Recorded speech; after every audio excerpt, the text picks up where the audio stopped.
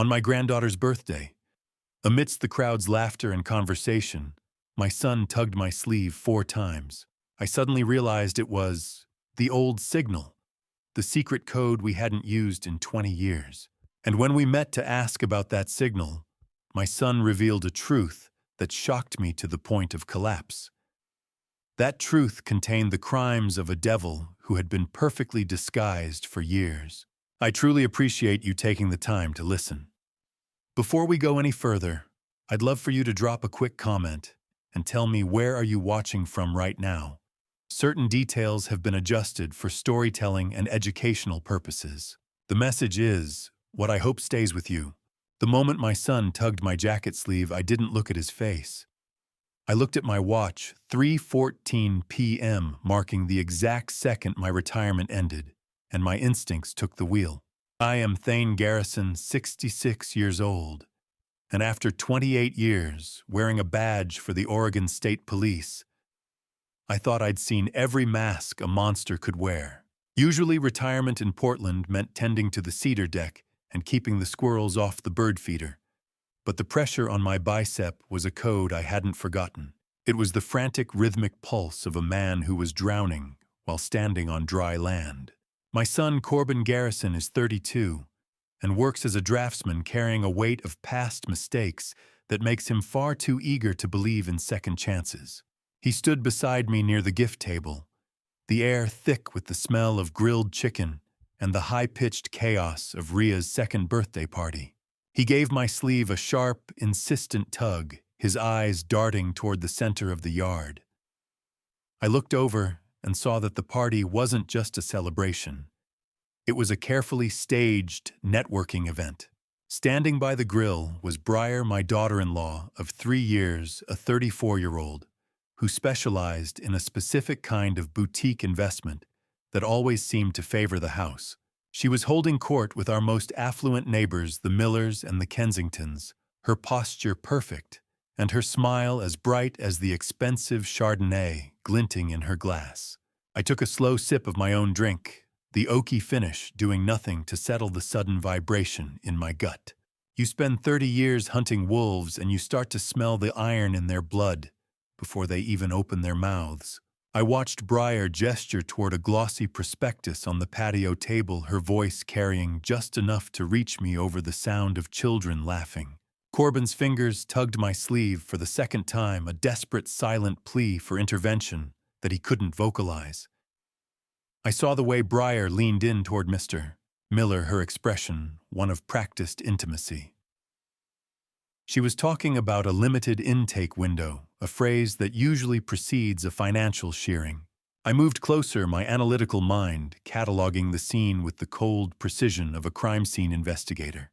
Briar noticed my approach and didn't flinch. Instead, she tilted her head and invited me into the circle with a wave of her hand. Then she said it. The word that made my skin crawl. She looked Mr. Miller in the eye and described the Cascade Fund as a vehicle for frictionless capital. My internal database flared to life. Frictionless capital was a specific, predatory term used by a fraud ring I had investigated 5 years ago in the Medford district, a group that left a trail of emptied 401s and broken retirees in their wake. Corbin tugged my sleeve a third time, his face pale against the afternoon sun. I realized then that my son wasn't just nervous. He was terrified. The warmth of the May afternoon suddenly felt like the heat from an interrogation lamp. I adjusted my posture, the old authoritative weight returning to my shoulders as I locked eyes with the woman my son had married. She smiled at me, a perfect diamond-hard expression, and I realized I wasn't just a father-in-law at a party. I was a target being measured for the kill. I watched the wine in Briar's glass swirl a pale, expensive amber, while my son tugged my sleeve with the strength of a man who was drowning in clear water. That predatory smile she wore didn't just target the neighbors. It was a net closing around my entire family tree. Corbin didn't say a word, but the message in his grip was loud enough to rattle my teeth. I allowed him to guide me away from the laughter and the clinking silverware. moving toward the weathered cedar fence at the back of the property, where the damp smell of mulch and cedar offered a thin veil of privacy. We reached the shadow of the tall laurel hedge, and that was when he did it.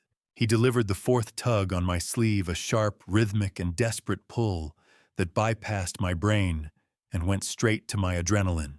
"Don't look back, Dad," he muttered, his voice strained as if he were holding back a physical weight. "Just walk with me." I stopped and turned to him, my voice dropping into that low-level frequency I used when a perimeter had been breached. "I felt it, Corbin," I said. "I'm here. Tell me." He swallowed hard, his pupils dilated so wide they nearly swallowed the blue of his irises. "Dad!" She already moved a check. He whispered the words, tumbling out in a rush. A pre-allocation check from our joint account. She didn't even wait for my final signature. She just took it. The air in my lungs turned to cold lead. My mind, usually a fortress of calm analysis, suddenly felt the static of the party fade into a singular, piercing frequency. How many fathers spend 20 years building a bridge of trust, only to watch a stranger set it on fire with a smile and a glass of Chardonnay? The betrayal wasn't just financial.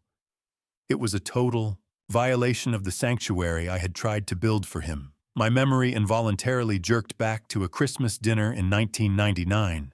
Corbin was 7, trapped in a corner by my brother Uncle Vernon, a man who could discuss the intricacies of municipal sewage systems until the sun went down. Corbin's eyes had been glassed over then, the same way they were now, to save him from social exhaustion without causing a family rift. I had invented the code 3 tugs on the sleeve, meant the exit door was open and I was coming to get him. We hadn't used it since his freshman year of college yet. Here it was, resurfacing like a flare launched from a sinking ship. The memory of that 1999 Christmas wasn't a soft blanket. It was a whetstone sharpening my resolve until it hummed with a dangerous edge. I looked at my son, seeing the 32-year-old man who was still in this moment that vulnerable boy in the corner. "It's worse than the money, Dad," he continued, his voice a jagged whisper that cut through the rhythmic hiss of the nearby sprinklers. "She's been coaching Rhea. She's teaching a 2-year-old to repeat phrases about investment growth and the Cascade Fund when she's around you. She's using the baby to soften you up." The taste of metallic adrenaline flooded my mouth. I looked back toward the house, seeing Briar's silhouette through the sliding glass door. "She isn't waiting for me to say yes anymore." Dad, Corbin said, his hand finally dropping from my arm. "She's already started the transfer. There is a specific kind of silence that follows a crime, a heavy hollow ringing in the ears that only those who have carried a badge truly recognize." As the last of the guests trickled out and the backyard gate clicked shut, that silence settled over my home like a shroud. Corbin had left with Briar, his face a mask of artificial composure that didn't fool me for a second. His revelation about the unauthorized transfer was a jagged hook in my gut, pulling tighter with every breath. I stood in the kitchen, the smell of leftover birthday cake mingling with the sterile scent of dish soap as the dishwasher began its rhythmic hum. My wife Ilara, a retired principal who could read a student's lie from across a crowded gym, was already watching Briar with a stillness that mirrored my own. She didn't ask what Corbin said near the fence. She already knew. "Thane," she said, her voice low as she stacked the remaining plates. "You saw it too, didn't you? That look in her eyes when the neighbors mentioned their trust funds. It wasn't interest. It was an inventory." I nodded, the weight of my linen shirt feeling like lead. He used the signal Ilara 4 times. He's terrified. He told me she's already initiated a transfer from their joint account without his consent. Ilara stopped a plate still in her hand. She told me something else while we were clearing the snack table. She found a hidden voice recorder app active on Briar's phone earlier today. Briar had left it face down near where we were sitting. She wasn't just joining the family. She was documenting us. Marriage is a partnership of trust. But when that trust is weaponized, It becomes a slow-acting poison that kills the heart before the victim even feels the sting. We moved through the cleanup in a shared protective trance. By midnight, the house was finally dark, but sleep was a ghost I couldn't catch. The sound of the rain against the glass started as a light tapping, growing into a steady, mournful rhythm that matched the ticking of the clock. At 11:47 p.m., my phone vibrated on the nightstand, the sudden buzz making my skin prickle. It was a text from Corbin. I can't wait until the weekend. I'm coming over at 7.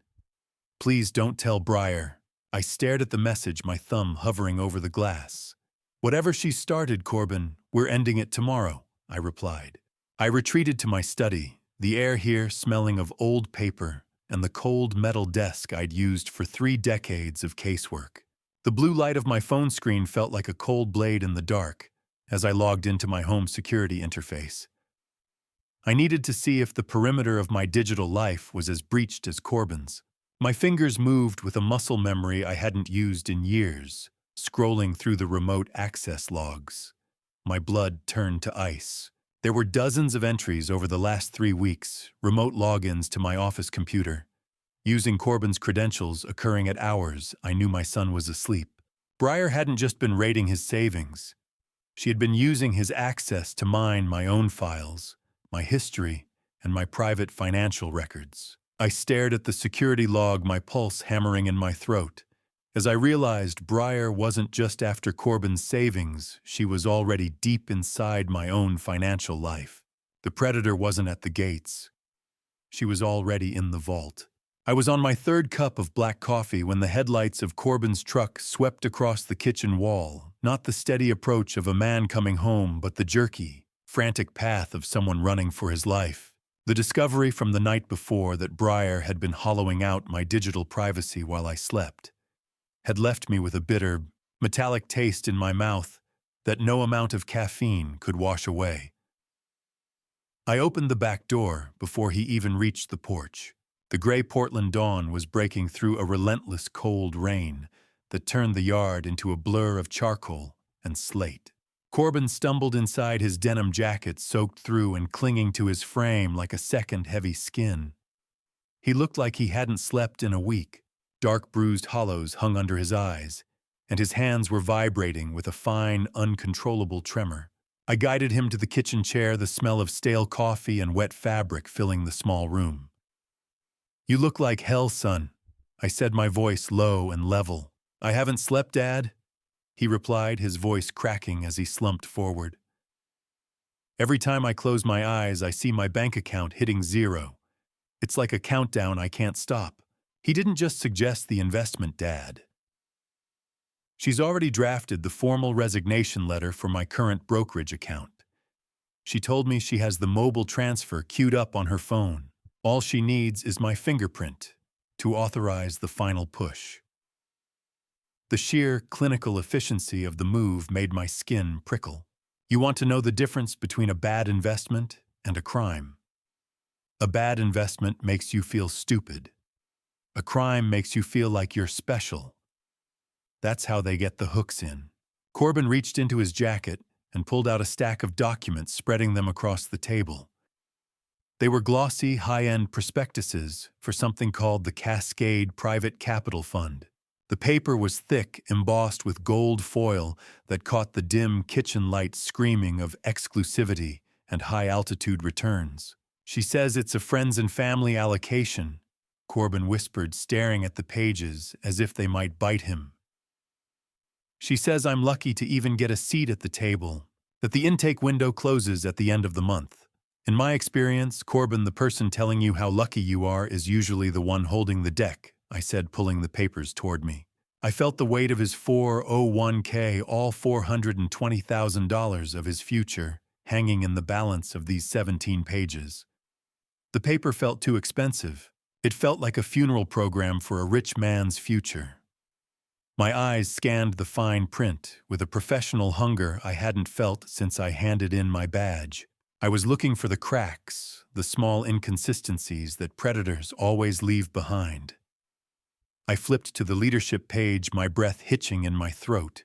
They're listed as the Director of Acquisitions was a name that hit me like a physical blow. Marcus Holt. I stared at the name a ghost from a cold case I couldn't solve 10 years ago.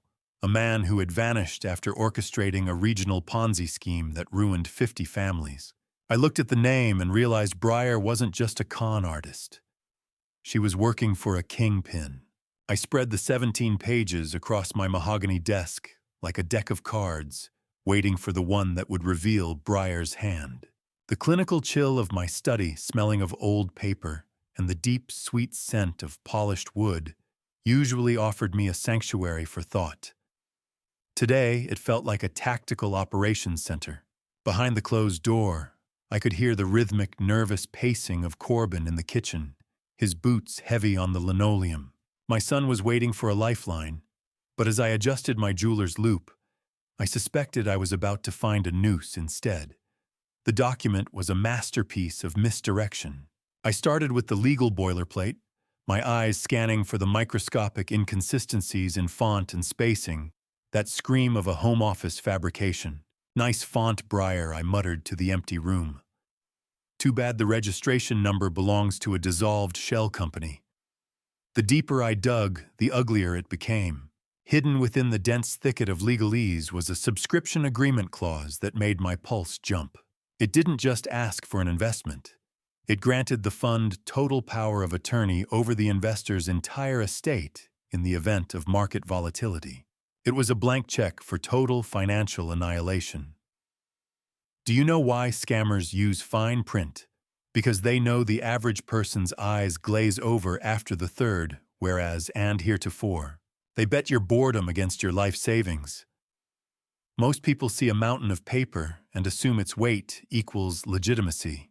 I've spent 28 years knowing that the more paper someone gives you, the more they're trying to hide. I shifted my focus to the physical footprint of the Cascade Private Capital Fund. They claimed a prestigious headquarters on West Georgia Street in Seattle. I logged into a private investigator's database I'd kept active since retirement, cross-referencing the suite number. My lip curled in cold satisfaction. The address was a Level 1 mail forwarding service, a $40 a month digital mailbox sandwiched between a dry cleaner and a defunct travel agency. No multi-million-dollar fund operates out of a strip mall mailbox. I looked at the 18 to 22% return claims, highlighted in bold. They weren't just optimistic. They were statistically impossible signatures of a classic Ponzi scheme, the same kind Marcus Holt had used to bleed families dry a decade ago. My hands were steady, but the air in the room felt heavy, like the atmosphere before a Pacific Northwest thunderstorm. I knew the hunter's trail when I saw it, and the scent here was foul. As I reached the final page, a specific detail stopped my heart. The document had been customized with a list of collateral assets. It didn't just mention Corbin's accounts. It listed the specific appraised value of my own home and the inventory of my private coin collection, details Corbin had never mentioned to Breyer. Details he barely knew the specifics of himself. She hadn't just been raiding Corbin's heart. She'd been inventorying my life through the digital back door I'd found open last night. I turned to the signature line and saw it. Tucked into the bottom corner was a faint digital watermark of a stylized ghost. It didn't belong to any legitimate financial institution. It was a personal logo I'd only seen once before on a cold case file involving an international forgery ring that specialized in high-value identity theft. Breyer wasn't just working for Holt. She was the precision instrument of a global machine. I didn't pick up the desk phone. I pulled a burner from the false bottom of my humidor, the keypad light glowing like a predator's eye in the dim study. The smell of old tobacco and cedar clung to the plastic casing as I punched in a number I'd memorized years ago and never intended to use again. I waited the sound of static on the line humming in my ear while I watched the rain lash against the window pane. Somewhere in the house, a floorboard creaked, Corbin likely still vibrating with the shock of Marcus Holt's name. When the line finally clicked open, the voice on the other end was sharp, cautious, and unmistakably professional. Thane Michelle Torres asked, her tone shifting from formal to surprised. You haven't called this line since the 2021 retirement party. Michelle Torres had been my best investigator for 6 years, a woman with the patience of a sniper and a mind that processed data like a supercomputer.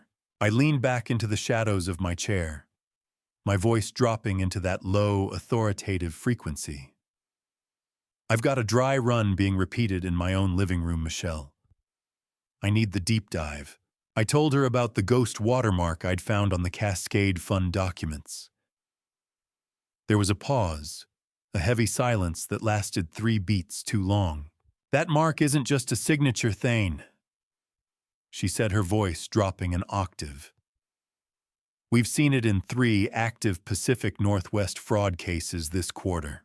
Our intel suggests it belongs to a forger currently suspected of working for the Canadian mob, not just some independent ring. The air in my study suddenly felt colder. In my world, a coincidence is just a piece of evidence that hasn't found its partner yet. This wasn't just about a greedy daughter-in-law. This was about an incursion. I provided the name and social security number I'd lifted from Corbin's tax returns, Briar Vane. Michelle's keyboard began to clatter a rhythmic, frantic sound that I could hear clearly through the receiver. As she worked, my mind drifted back to the Phantom Fund case of 2018.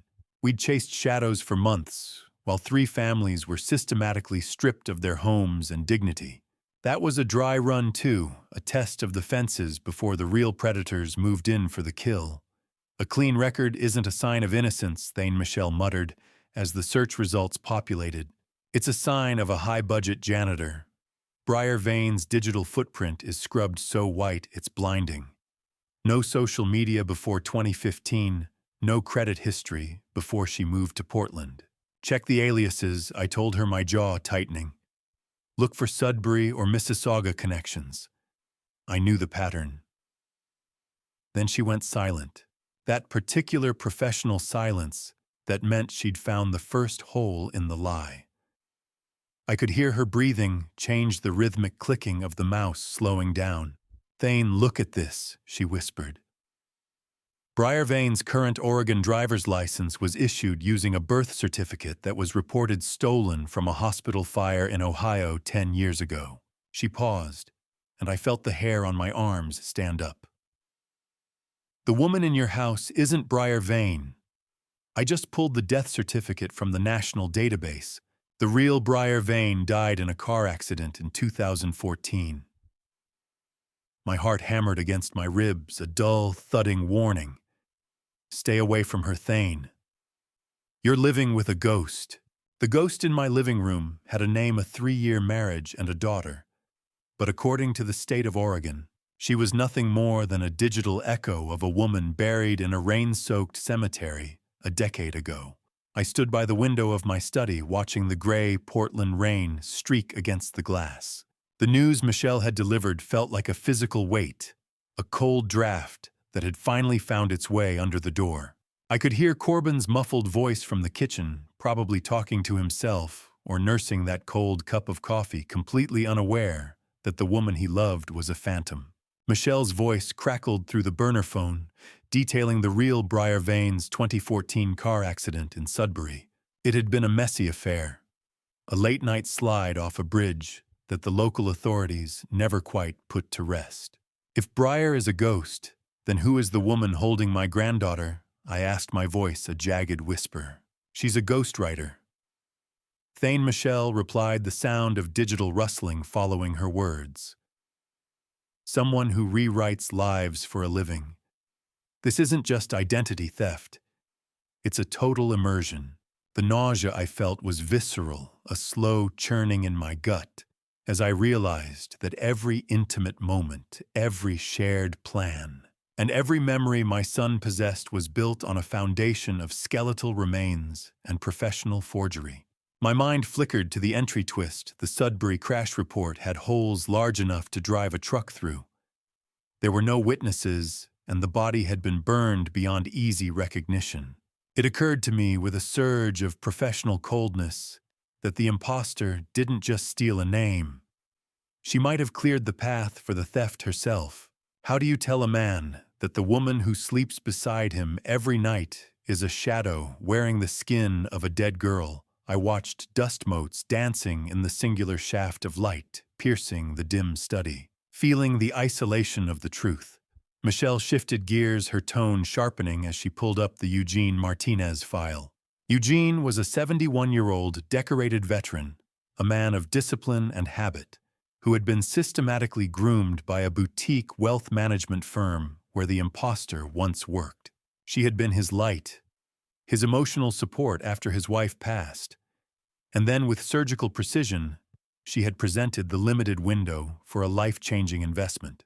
Eugene didn't lose his $95,000 to a bad market, Michelle said. He lost it to a consultant who remembered his birthday. It's a grooming cycle, Thane. She doesn't ask for the money until she's the only person the victim trusts. My protective fury began to refine itself into analytical clarity. Pattern recognition is a blessing until it starts showing you the shape of your own family's executioner. I could smell the stale coffee on my desk, a bitter reminder of the long night behind me. Then came the second twist. Michelle went silent for a moment, the sound of her rhythmic typing the only thing filling the space between us. I found a secondary contact in the Martinez file, she said, her voice dropping. A lawyer named Marcus Holt, who facilitated the final wire transfer. The name hit me like a second bullet. The ring was a machine, and Breyer was just the most visible gear. Michelle let out a sharp breath on the other end. Thane. I just pulled the witness statements from the Martinez case. Eugene isn't the only one she hit. There's a list of sons of wealthy retirees that the firm was tracking, and Corbin was next on the board. The revelation that my son was merely the next name on a predator's checklist left me in a state of clinical fury. I watched the digital clock on my desk flip to 6:00 p.m., the red numbers bleeding into the mahogany like a countdown I couldn't stop. I needed more than just a detective's instinct now. I needed a forensic verdict. I reached out to Stephen Gallagher, who had spent 20 years as a forensic accountant for the Crown, a man who could find a missing penny in a mountain of corporate trash. He had been reviewing the encrypted files I sent over an hour ago, and the tone of his voice when he answered told me the news was as grim as I'd feared. Thane, this isn't an investment document. It's a suicide note for a bank account, Stephen said, his voice crackling through the line. He explained that the Cascade Fund was a masterclass in what he called empty language. The subscription agreement was a frame without a painting. While it looked dense and official, the schedule for physical assets was intentionally blank, allowing the money to sit in a legal limbo. Even more insidious, he revealed that this Cascade Fund was a mirror of a legitimate high-performing fund in the Midwest. A savvy investor would search the name and see glowing reports, never realizing the routing number on their contract led to a digital black hole. How long do we have, Stephen? I asked, my hand tightening on the cold phone receiver. Give it to me in hours, not days. 72 hours, he replied. That's all it takes to turn a man's life's work into a string of zeros in a Cayman Islands server. He called it the laundry cycle. Once a wire transfer hits the primary intake, in this case, a BC credit union, the money has a half-life of 3 days. They split it, layer it through multiple shell companies, and then it simply evaporates. With the month-end deadline looming, I realized we weren't just in a race. We were in the final 48 hours of Breyer's grooming phase. She wasn't just moving money, she was erasing it. Believe me when I say that the most dangerous weapon in a thief's arsenal isn't a gun. It's a wire transfer confirmation. It's silent, it's instantaneous, and it's absolute. I felt the smell of old mahogany in my study turn oppressive, the weight of the silence outside my door pressing in. My analytical mind was already calculating the logistics of a freeze, but Stephen's next words stopped me cold. He had traced the email metadata from the prospectus Corbin had given me. Thane, this document wasn't sent from a corporate office, he said. It was sent from an IP address inside your own house at 3:15 a.m. yesterday. I felt a surge of ice water in my veins. Breyer had been sitting in my guest room, using my own Wi-Fi to send the instruments of my son's destruction while I slept 20 feet away. The betrayal was no longer just financial. It was territorial. The hunter was inside the camp using my own fire to sharpen her knives. The study door creaked open, the sound echoing like a gunshot in the stillness. I looked up to see Corbin standing there, his face as white as a sheet, the sight of his dilated pupils telling me the grooming had reached its breaking point. "Dad," he whispered, his voice trembling so hard it barely carried across the room. "Breyer just asked for my login. She says the window is closing tonight. She says if I don't move it now, we lose everything." The sound of my chair scraping against the hardwood floor was the only warning I gave before I stood up to catch my son. Corbin looked like he was about to fold into himself, his knees buckling under the weight of the demand Breyer had just leveled at him. I didn't wait for him to process the fear. I grabbed my jacket and forced him toward the front door. We were in my car and moving toward his apartment within minutes, my hands gripping the wheel with the reckless precision of a patrolman heading toward a 1033 officer in need of assistance. The gray Portland morning blurred past us, but my mind was already inside his four walls, scanning for the trap. When we entered his living room, the smell of stale air and unwashed laundry hit me like a physical blow. My eyes immediately began to sweep the perimeter, looking for the telltale glint of a camera lens or the subtle disruption of a recording device. Breyer had been busy.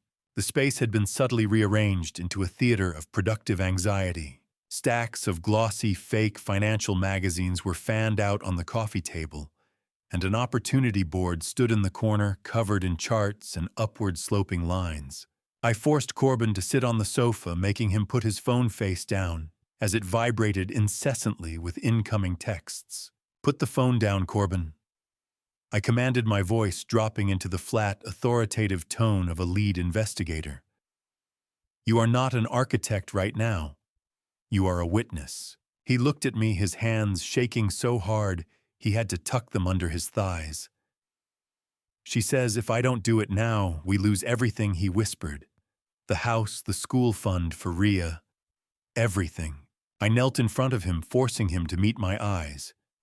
It wasn't just the money, and I knew it. There was a deeper hook. I watched him crumble as he finally admitted the truth. Breyer hadn't just found the records of his hit-and-run DUI from his lost years. She had actively harvested them. Shame is a predatory animal. It waits until you're tired, then it bites into the softest part of your history and doesn't let go. She told him that if he didn't sign over the funds, she would anonymously leak the dashcam footage to his firm and the Child Services Board. It would be the end of his career and his custody of Rhea. I felt a cold, jagged fury rising in my throat as I realized she had even paid Marcus Holt to track down the original arresting officer and bribe him for the unedited footage. "She didn't find those records, Corbin," I said, my voice like iron. "She manufactured a cage for you. She fed your shame to keep you on a short leash.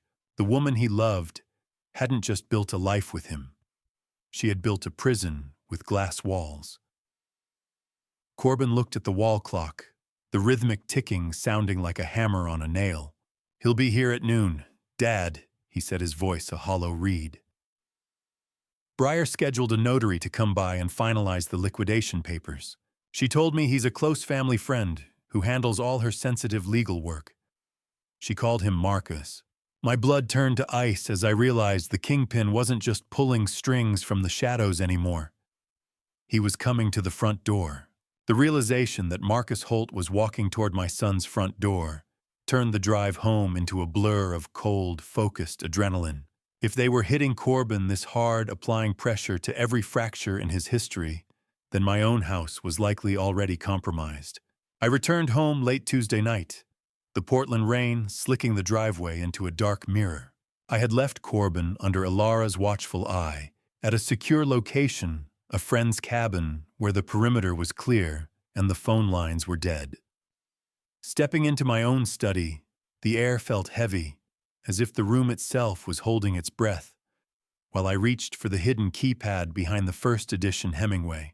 The smell of gun oil and old books usually brought me a sense of order, but tonight it felt like the scent of a tomb. I punched in the code, the safe's electronic beep sounding like a gunshot in the midnight silence. I opened the floor safe, initially relieved, to see my collection of gold eagles and Morgan silver dollars seemingly intact. I began a methodical inspection, driven by the professional paranoia that Breyer's access to this house was never just about babysitting Rhea or playing the part of the doting daughter-in-law. I pulled out a 1907 St. Gaudens double eagle, the crown jewel of my retirement hedge, and felt a sudden sickening lightness in my palm. My stomach dropped. I checked the digital log on the safe's interior panel, and my blood turned to ice. The safe had been accessed 3 months ago using Ilara's biometric bypass. It was impossible. Ilara never came in here alone, and she certainly never touched the coins. I realized with a jolt of horror that Breyer must have recorded Ilara's fingerprint while she was sleeping, or perhaps lightly drugged during one of those spa nights Breyer was always arranging. A man's home is his castle, until he realizes the Queen has been selling the bricks from the inside out. My sanctuary had been turned into a showroom for a thief who didn't even need a crowbar. I moved to my workbench, clicking on the overhead lamp. I used a precision scale and a digital caliper to test the St. Gaudens, the digital scale's high-pitched tinkle echoing off the mahogany walls. The weight was off by exactly 0.4 grams. I adjusted my jeweler's loop, my eyes stinging as I searched the rim of the coin.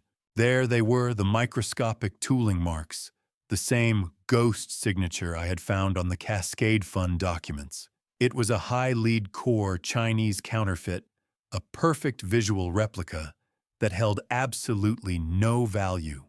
I went through the rest of the tray, my heart hammering a rhythm of pure clinical rage. Over 40% of my collection had been systematically swapped for worthless metal slugs. Metal. It's just painted lead, I whispered to the empty room. She's been walking through my house and stealing my past while I was making her tea. How many times had I sat in this very chair, bragging to her about the rarity of a coin that was already sitting in her purse? My hands were trembling as I reached for the felt-lined case of a fake Morgan dollar. As I tilted the case, a small black object tumbled out. It was a GPS tracker, no larger than a button hidden inside the hollowed-out center of the counterfeit case. I stared at the tracker's blinking red light and realized Breyer wasn't just a thief. She was a jailer, and I had just walked right back into the center of her web.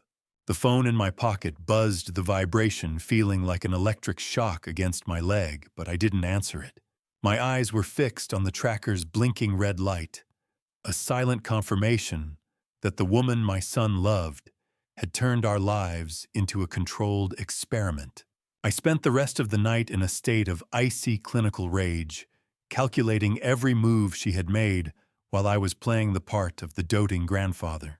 By Wednesday morning, the rain had settled into a gray, insistent drizzle. I stood in the bank's sterile lobby, watching my son's hands shake as he handed his ID to the teller, a man about to realize that the vault protecting his family's history had been hollowed out from the inside. Corbin moved with the lethargy of a man who had already accepted the worst, but the reality was far more surgical than he imagined. We were led back to a windowless viewing room that smelled of ozone and old paper, the heavy vault door swinging shut behind us with a finality that made the air feel thin. When the teller pulled the long metal deposit box, I saw Corbin's shoulder drop. He didn't even have to open it. He knew by the way the metal slid across the table. It was too light. Inside, there were no emeralds, no graduation Omega watch, and no heirloom gold. There was only a single folded receipt for a jewelry cleaning service that didn't exist. "It's gone," Corbin whispered, his voice echoing in the small, sterile room. Dad, she told me she put it in here for safekeeping after the move. I felt the cold metal of the table under my palms. Check the access logs, Corbin. I said, my voice sounding like gravel. Every time a shadow moves, it leaves a signature. We were moved to the bank manager's office where the rhythmic typing of the keyboard felt like a countdown. The manager revealed that Breyer had accessed the box 8 months ago, signing as Breyer Vane Garrison. But that wasn't the end of it. The manager looked at us with a pained expression, revealing that she had used the jewelry as collateral for a high-interest bridge loan in Corbin's name, a loan that was now 3 months overdue. Have you ever looked into the eyes of someone you loved and realized they were just a mirror reflecting the person they wanted you to be while they picked your pockets? Corbin sat there, a hollowed-out version of the man I had raised. He began a mental inventory of their apartment, the realization hitting him like a physical blow. The golf clubs he thought he'd left at the club, the vinyl collection he thought was in storage, even his backup laptop, they weren't lost. They were liquidated. He recalled Breyer's comforting voice, the way she'd sigh and tell him he was getting forgetful because he was too stressed at work. That's the hallmark of a professional son, I said, my heart breaking for him.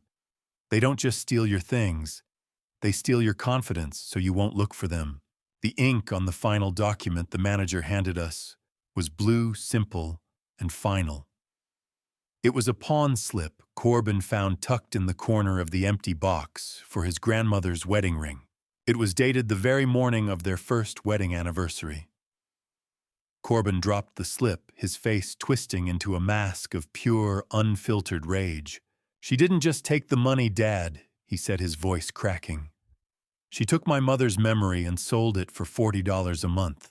The drive from the bank to the state police HQ was the longest 10 miles of my life, the silence in the car vibrating with Corbin's raw, wounded fury. I didn't use the visitor's entrance.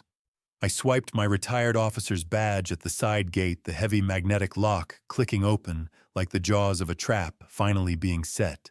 The smell of institutional floor wax hit me as we moved through the corridors, a scent that usually meant order, but today smelled like a crime scene stretching back years. Michelle Torres was waiting in a secure briefing room, her face lit by the cold blue glow of a digital map displaying a multi-state fraud ring. She didn't waste time with pleasantries. They don't want the 401k, Corbin, she said, her voice dropping as she pulled up a series of decrypted emails. That's just the appetizer. They're after the main course. The map showed 12 families targeted across 5 states, all following the same predatory cycle. Then, she dropped the first hammer. Breyer had already applied for a life insurance policy on Corbin, including a double indemnity clause for accidental death. My son's face went pasty. His eyes fixed on the screen as the implication of a permanent exit strategy settled into the room. Look at the timestamp on this email. Michelle continued, pointing to a message from Marcus Holt. She was planning your chance meeting at the gym 6 months before it actually happened. How many accidental tragedies are actually just the final line of a well-written script? I felt the cold laminate of the briefing table under my palms as I read the specific directives Breyer had received. This wasn't just about Corbin's savings. It was a long-game infiltration. The goal was my probate information, my private security codes, and the total liquidation of the Garrison estate, all $2.8 million of it. Every family holiday, every Sunday, roast, every single time I let her hold my granddaughter while I made tea was nothing more than a reconnaissance mission. She wasn't just marrying into this family. She was being deployed into it to map my safe and my digital footprint. The gym membership, the random coffee spill, the wedding vows, all of it was a ledger entry. I felt a deep structural betrayal that went beyond money. It was the violation of my sanctuary, the weaponization of my son's need for love against the very person he should have been able to trust most. Pattern recognition is a cop's greatest tool, but seeing it applied to my own family felt like a slow-motion execution.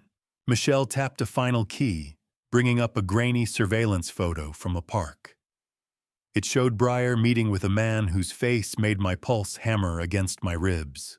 It was the same officer who had arrested Corbin for his DUI years ago. The realization hit me with a sickening thud. The arrest hadn't been a piece of bad luck, she discovered. It was a staged event to create the shame they needed to control him. My hands gripped the edge of the table so hard, the wood groaned in the quiet room. She didn't just find his past, Michelle. I whispered, my voice thick with a lethal clinical rage. She manufactured his downfall to make herself the only person he could trust. We weren't looking at a wife anymore. We were looking at a saboteur who had been living in our guest room. The walk back to the parking lot from the state police headquarters felt like walking through a minefield that I finally had the map for. Every shadow in the concrete garage seemed to harbor a hidden agenda, and the icy, focused adrenaline in my veins made the steering wheel feel like a cold, skeletal extension of my own arms. Most people think of history as something that happens to you, but as I sat in the blue glare of my monitor back in the study, I realized my son's life had been a script written by a stranger 3 years before they ever met. The hum of the computer cooling fan was the only sound in the room, save for the rhythmic clicking of my mouse as I waded through the encrypted data dump Stephen Gallagher had just sent. It was a digital autopsy of Breyer's history. Stephen had managed to recover search logs from a laptop she'd attempted to scrub clean back in 2021. I scrolled past the mundane until my breath hitched. My own name appeared. Thane Garrison. Then Oregon State Police retirement date. Then estimated pension value. She'd searched my net worth and the actuarial tables for my lifespan months before she ever introduced herself to Corbin.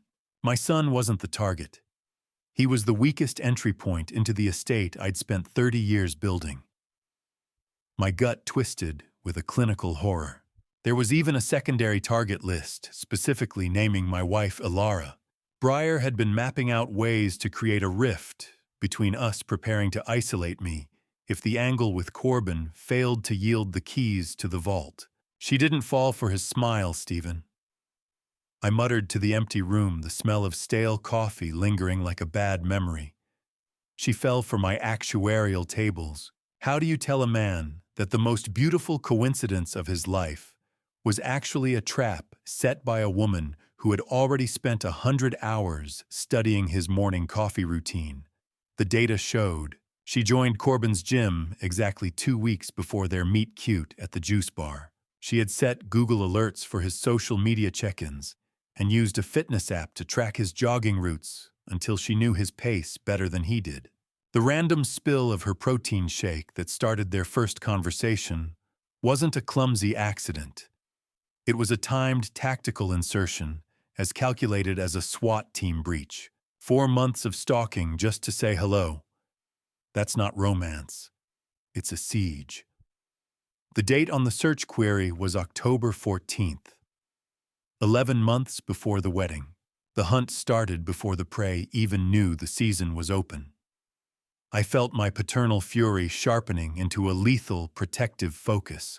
My touch on the cold desk surface was steady, but my mind was screaming at the violation.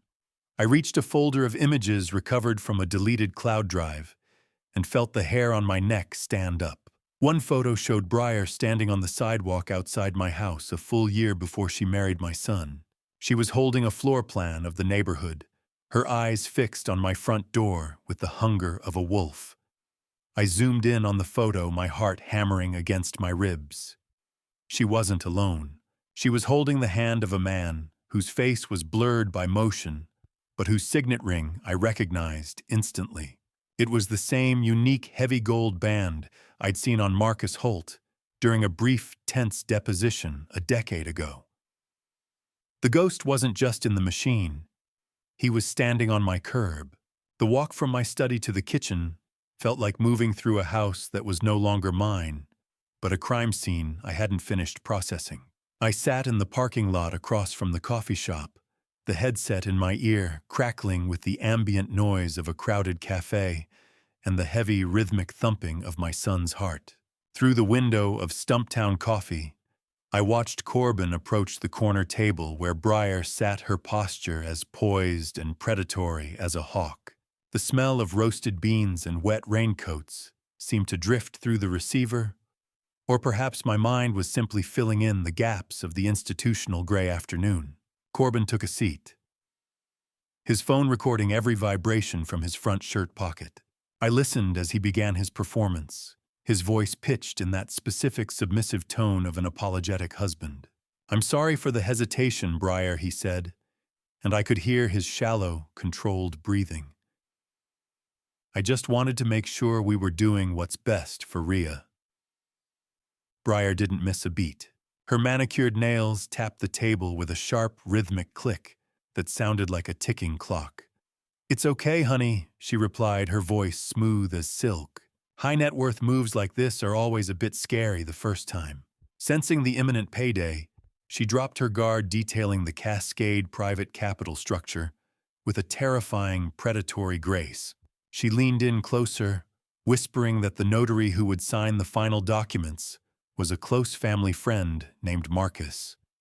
The name sent a jolt of ice through my chest. It confirmed the ring's local presence and the absolute lack of independent oversight. Hearing her voice through the receiver was like listening to a siren, beautiful, melodic, and designed to lead a man straight onto the rocks. She was good. She was the kind of professional who could sell a drowning man a lead vest and make him thank her for the wait. Briar then provided the exact wire transfer details for a credit union in British Columbia, her voice steady as she explained they avoided big banks for processing speed. She confirmed the 18 to 22% annual returns on audio, explicitly telling Corbin that the intake window would slam shut in less than 24 hours. I noted every admission, every fraudulent solicitation, and every unregistered security claim, as if I were back on active duty building a case for a prosecutor I hadn't met yet. "The money will be working for us within 72 hours of the transfer hitting this account," she promised. 72 hours, Corbin repeated, and I could hear the grit in his voice. "And then it grows 3 times faster than a standard 401k.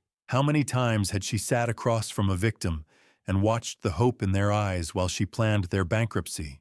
As Corbin stood too, Leave Briar's voice took on a playful, chilling edge. She mentioned she'd already packed a bag for a surprise celebration trip to Vancouver. The satisfaction of the trap being set was instantly replaced by a cold, hard urgency.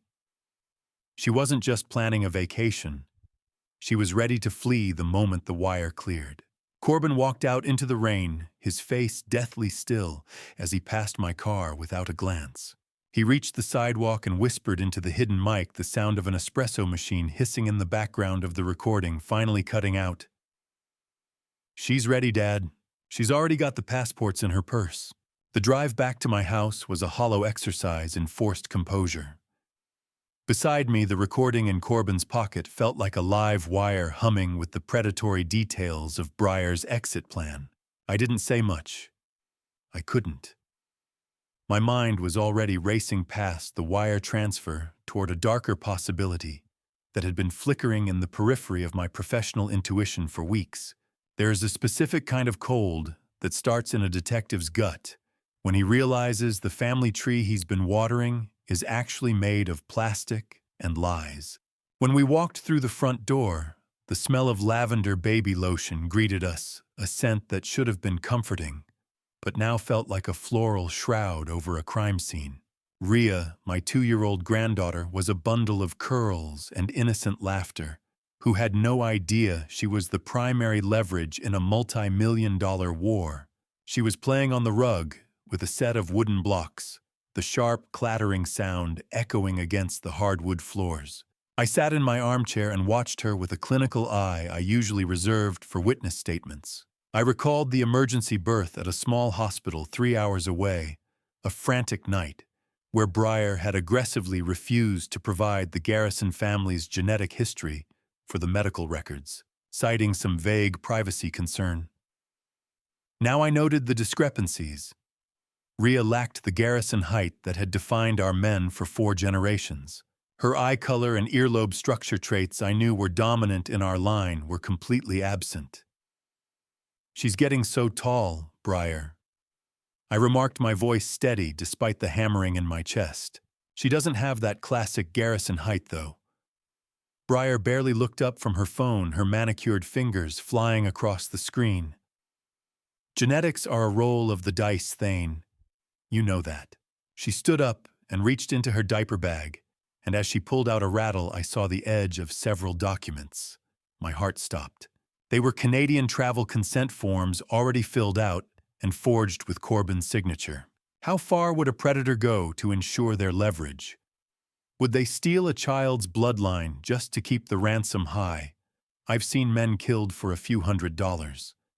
For $2.8 million, a whole identity is just a line item on a spreadsheet. When Briar's phone rang and she stepped into the kitchen to take the call, I moved. My hands, which shouldn't have been shaking after 30 years on the force, reached for Ria's discarded pacifier on the coffee table. The pacifier was still warm, a piece of plastic holding the truth of my son's entire existence. I used a sterile cloth from my study to bag it, the movement practiced and swift. I looked at Ria, who was staring at me with wide, slightly glassy eyes. I realized then why she had been so lethargic lately. The faint herbal scent of a sedative clung to her breath. Briar wasn't just planning to leave.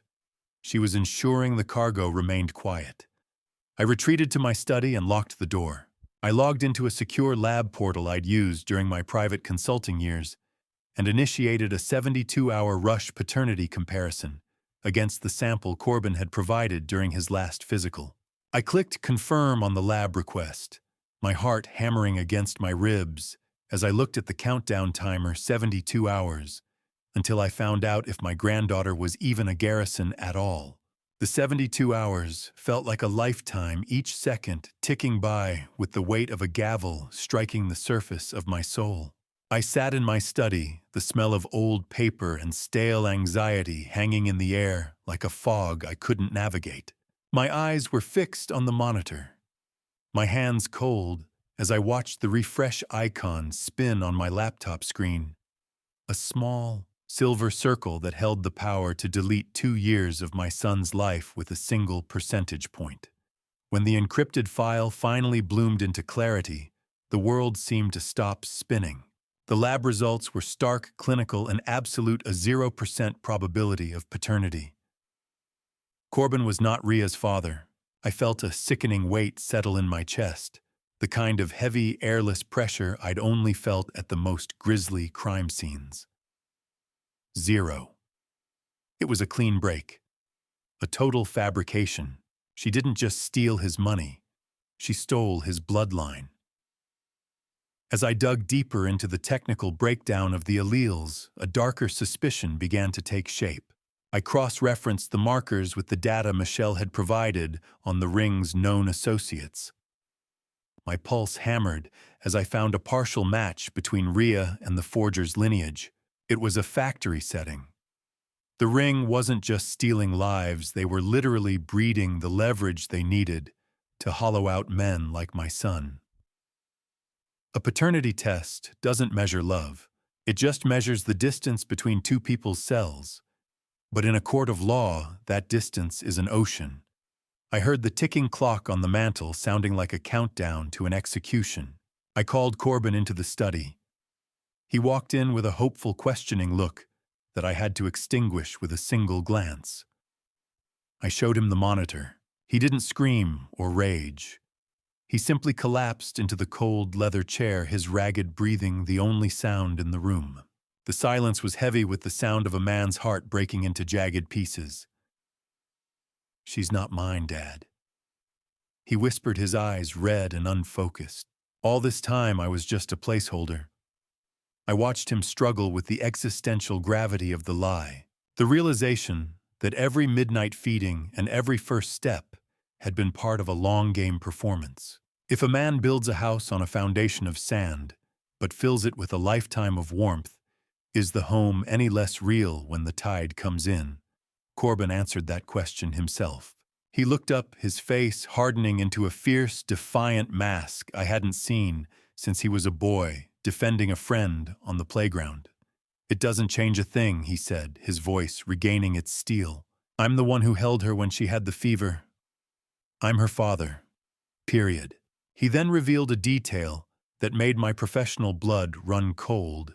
Breyer had claimed a medical emergency shortly after the birth that prevented any further children.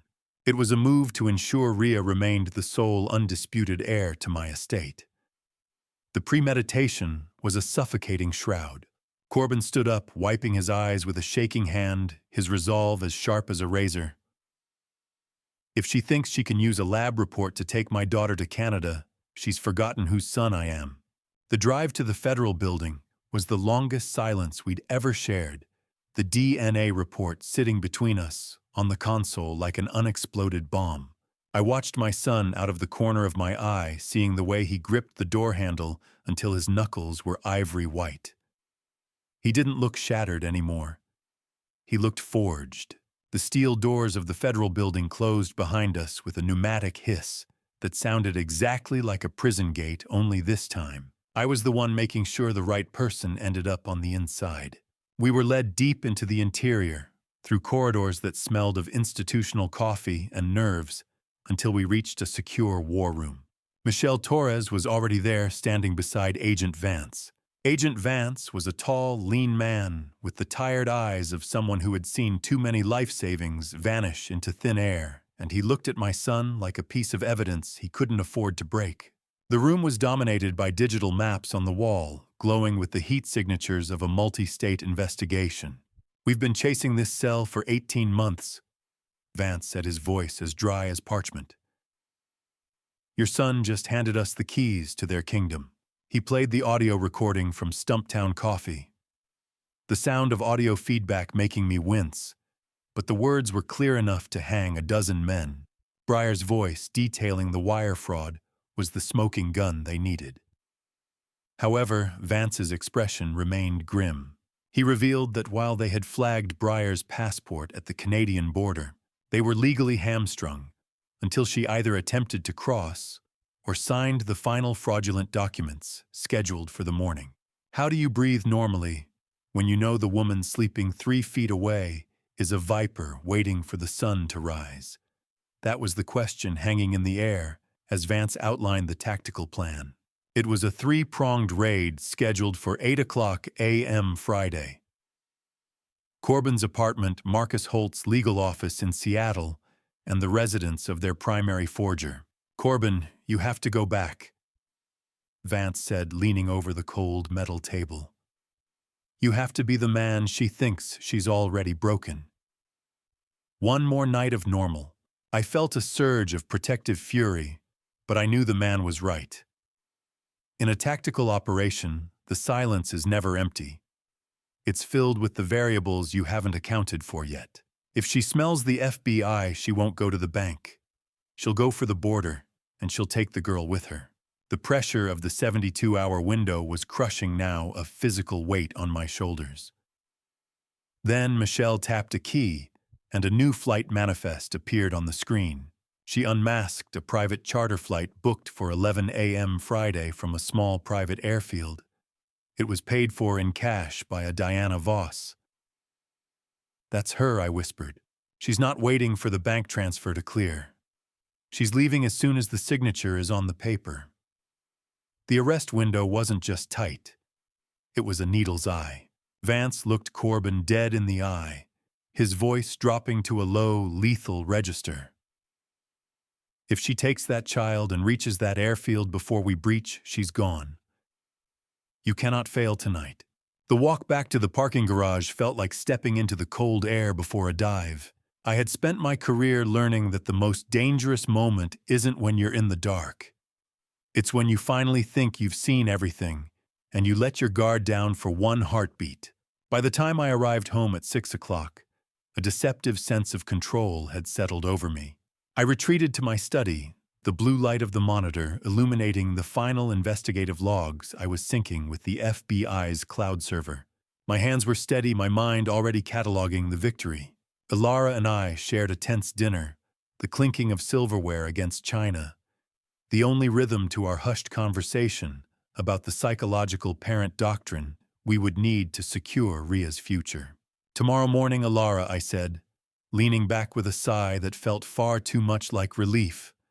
"By 8:05, this is over. Vance is ready. The trap is set." Alara looked at me, her eyes clouded with a wisdom I should have heeded. "Don't underestimate her, Thane. A cornered animal doesn't just run, it bites." I brushed it off, confident in the digital trail I had helped blaze. I didn't notice the static on my burner phone until it was too late. As I reviewed the logs, I saw an entry twist I hadn't prepared for a series of doctored text messages, originating from my own encrypted line messages that painted a picture of a man unhinged, threatening violence against my daughter-in-law. She hadn't just been watching, she had cloned my burner. The paper felt heavier than a lead coin. It was a court-ordered blindfold. The chime of the doorbell at 6:30 didn't sound like a delivery. It sounded like a funeral bell. I opened the door to find a process server, a weary-looking man in a wrinkled polo shirt, a low-level cog in a legal machine that Breyer had just hijacked. He didn't look me in the eye as he thrust a stack of cold, crisp legal papers into my hand. "You've been served, Mr. Garrison," he muttered. "You need to step back from the door." I looked down at the temporary restraining order. The words, "harassment, erratic behavior, and threats of violence," jumping off the page in stark black ink. It was an absolute prohibition 500 feet from Breyer and Rhea, and zero contact with Corbin. "She's isolating them," I whispered, my heart hammering against my ribs. "This isn't a legal move. It's a tactical wall. How do you protect your family when the law itself has been turned into a weapon for the thief?" I felt Alara's presence behind me, her face draining of color as she read the top page. The car engine of the process server idled in the rain-dampened driveway, the smell of exhaust and wet pavement filling my lungs. I flipped to the witness statement at the back, expecting a fabrication from a stranger. Instead, I found a betrayal that reached into the marrow of my bones. The statement confirming my unstable history was signed by a familiar name. I looked at the signature on the witness statement and felt my stomach drop. It wasn't just a former cop. It was my own brother Vernon, who had been groomed and used to bury me. The conspiracy hadn't just reached the precinct. It had reached my dinner table years ago, and now the gate was locked from the outside. The darkness of Friday morning at 6 a.m. felt like a shroud, and my phone was a dead weight I wasn't allowed to touch. That legal paper in my study, signed by my own brother, had effectively severed my connection to the people I needed to protect most. I sat in the silence of my kitchen, a prisoner of a temporary restraining order, while across town the trap Breyer had built was snapping shut. I could almost hear the gears grinding. The sun hadn't even cleared the Cascades when Breyer dropped a manila envelope onto the breakfast table in Corbin's apartment. Not with the gentleness of a wife, but with the heavy, final thud of a guillotine blade. Corbin told me later that the sound seemed to echo through the entire flat. She didn't offer him coffee. She offered him an ultimatum. Inside that envelope was a copy of the DNA results I had spent 72 hours sweating over. She'd intercepted them, or perhaps she'd had a duplicate set all along. "You're not her father, Corbin," she said, her voice a flat line. "You're just a roommate who's been paying the bills." She laid out the final wire transfer authorization for the $420,000, her triumphant smile glinting in the dim light of the kitchen. If he didn't sign it by noon, she was filing for emergency sole custody, using the DNA to prove he had no rights before vanishing to Canada. She'd already filed a petition, using the doctored evidence she'd used against me, painting the whole Garrison family as a nest of dangerous lunatics. How do you look into the eyes of the woman who shared your bed and see only the cold, calculating hunger of a wolf? My son sat there, feeling the walls of his life closing in. But he remembered my training. He fought back the urge to scream, to reach across the table and demand his life back. Instead, he forced his breathing to slow. He played the part of the broken, defeated man she expected him to be. Fine, he told her, his voice trembling with a well-earned desperation. You win. Just don't take her. I'll sign it. But I have to do it at the bank branch at 9 to make sure the flags don't trigger an automatic freeze. The coffee in his mug was cold. The air in the room was colder. Briar leaned back, watching him with the satisfaction of a predator that had finally worn its prey down. Good boy, she purred. I knew you'd see reason when the stakes were high enough. Corbin's stalling bought the FBI 2 critical hours, a thin margin of safety, in a game that was rapidly running out of time. While she was distracted by her victory, he managed to trigger the SOS signal we'd set up on the smart thermostat, a simple temperature spike that would alert the task force. But as he stood up to clear the table, he saw it.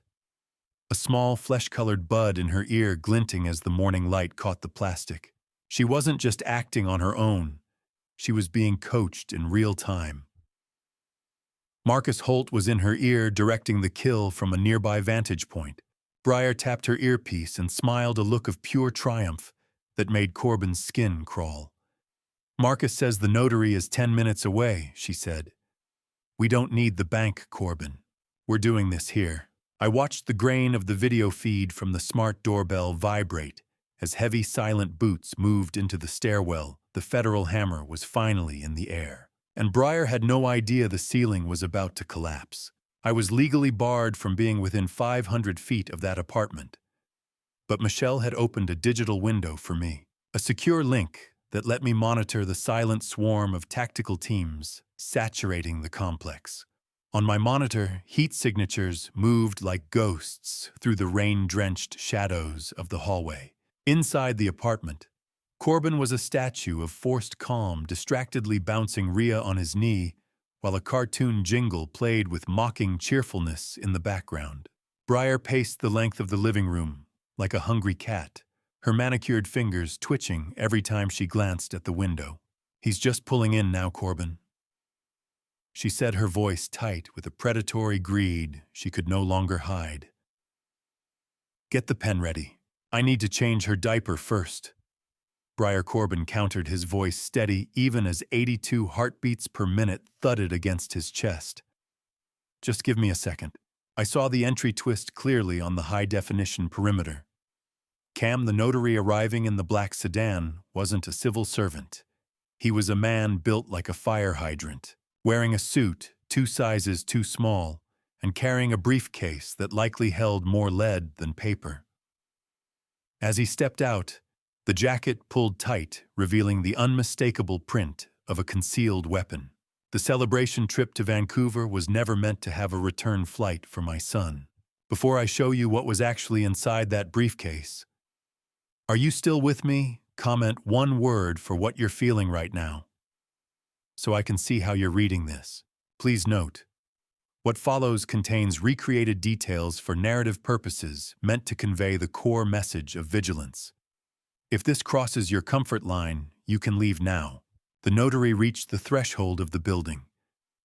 In my ear, Michelle's voice was a sharp, professional whisper. Target is at the threshold. All units hold for the primary signature. Thane, if you're listening, we've got them. The tactical lead signaled breach minus 60 seconds. I adjusted the contrast on my screen, my hands gripping the control joystick until my knuckles were white.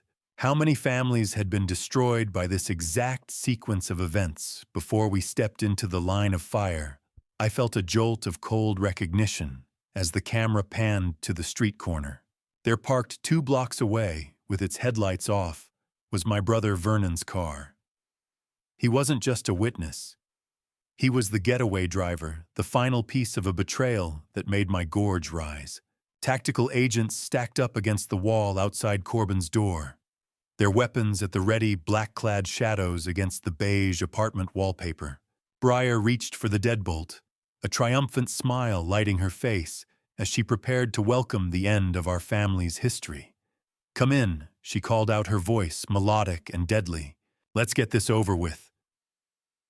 I held my breath, watching the lead agent's arm cock back. The notary's hand reached for the door handle just as the flashbang left the agent's hand, The world was about to turn white. The world didn't just turn white. It shattered into 1,000 jagged shards of sound and light as the front door disintegrated inward, the shock wave punching the air right out of my son's lungs. Through the grainy digital link Michelle provided, I watched the living room vanish behind a veil of dust and magnesium glare. Black-clad agents flooded the space with the terrifying efficiency of a midnight tide, their boots thundering against the floorboards I had helped Corbin polish just 6 months ago. Briar was thrown to the carpet before she could even scream, her face pressed into the very rug she had once used to groom her prey. Corbin, acting on pure instinct, dived for Rhea. He shielded her small, trembling body with his own as the notary was tackled against the breakfast table, his briefcase flying open and spilling forged documents across the room like confetti from a funeral. FBI, get down. Hands behind your head. The lead agent roared his voice, cutting through the ringing in my ears. I saw Corbin pull Rhea tight against his chest, whispering words I couldn't hear, but could feel in my own marrow. I've got you, little bird. During the struggle, Briar's earpiece fell out skittering across the floor. In the silence that followed the breach, we all heard it. Marcus Holt's voice, a tinny, frantic scratching through the plastic bud barking orders to kill the lights and run. He had been watching us through a hidden camera the entire time. The smell of cordite and lavender baby lotion is a combination that should never exist in the same room. As the heavy zip ties clicked shut around Briar's wrists, her perfect wife persona evaporated instantly. She didn't cry. She snarled. Her face became a feral mask of rage, her voice a jagged blade as she screamed about the DNA results. "You're nothing," she shrieked, her eyes wild as they locked onto Corbin. "You're holding a stranger's kid, you pathetic loser. You have no rights." Corbin didn't even look at her. He stood up, his focus entirely on the child in his arms, ignoring the venom she tried to use as a curse. "She's my daughter, Briar," he said, his voice a low, vibrating cord of steel. "She's the only real thing you ever touched. You want to know what true strength looks like? It's not the guys with the battering rams. It's the man who can walk through a war zone without letting go of a 2-year-old's hand." I watched him carry her past the agents into the hallway, my own vision blurring with tears. I couldn't blink away. Paternal victory isn't always a celebration. Sometimes it's just a survivor reaching the shore. As Corbin secured Rhea in the hallway, he ran his hand over her favorite stuffed bear, feeling something hard sewn into the fabric of the paw. He ripped the seam open and found a tracking device, small and cold, realizing then that Briar intended to use the girl as a homing beacon, even if they were separated. The betrayal was bottomless. Corbin stepped out into the morning air, his shirt stained with Briar's spilled coffee and Rhea's tears, and he looked straight into the camera hidden on his lapel. "It's done, Dad," he whispered, his voice finally cracking. "But we just found the tracker in her bear. They're still coming for her." I didn't wait for the handcuffs to stop ringing in the Portland air. I was already on the secure line with Michelle, watching the digital dominoes start to topple across the Pacific Northwest. Reports flooded into the command center as the FBI hit secondary targets with the precision of a clockmaker. Marcus Holt had been apprehended in Seattle, literally 3 minutes from the runway of a private airfield, and Diana Voss was caught in a Vancouver hotel, clutching a bag filled with 3 different passports and $50,000 in cash. It was a nationwide takedown, a house of cards finally meeting a hurricane. Michelle confirmed they had recovered a central ledger, a literal blueprint for misery detailing 12 other families being systematically hollowed out. "They were planning to bleed you dry by Christmas Thane," she said, her voice heavy with the scale of it. Combined losses would have exceeded $8 million. I realized then that Briar's marriage to Corbin was just one ugly gear in a massive predatory machine. It wasn't love. It was industrial-scale harvesting. But the victory felt hollow as I watched Corbin stare at a cold glass of water in a law office 3 hours later. You can catch the thief, but that doesn't mean you get the peace of mind back. Sometimes the trial is harder than the crime. We were sitting in the office of Sarah Brennan. Sarah Brennan was a woman who wore her reputation like a suit of armor, her eyes sharp enough to cut through any lie a witness could conjure. The smell of expensive leather and law books should have felt stable, but the air was electric with a new kind of dread. The FBI revealed an entry twist that made my skin crawl. Breyer had already pre-signed Ria's adoption papers over to Marcus Holt in a different jurisdiction, creating a legal paradox intended to strip Corbin of any standing the moment she crossed the border. The law cares about blood. Sarah said, her voice a low, melodic warning, but a good judge cares about the person who changes the diapers. We have to pivot to the psychological parent doctrine immediately. If we don't, the state or Holt's remaining associates could move Ria to a foster facility by nightfall. The law is a blunt instrument. We had to sharpen it into a scalpel before the other side used it as a hammer. Corbin's face was a mask of determined anxiety. They're going to use that 0% DNA test to claim I'm a stranger, he whispered, the sound of a printer humming in the background, sounding like a death march. As Sarah flipped through the thick case file, her hand stopped on a specific page. The betrayal found a new depth.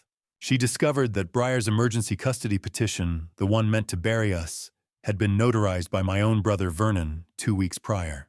He hadn't just been a getaway driver. He had been the legal architect for our family's destruction. Sarah looked up from the file, her face draining of all professional neutrality.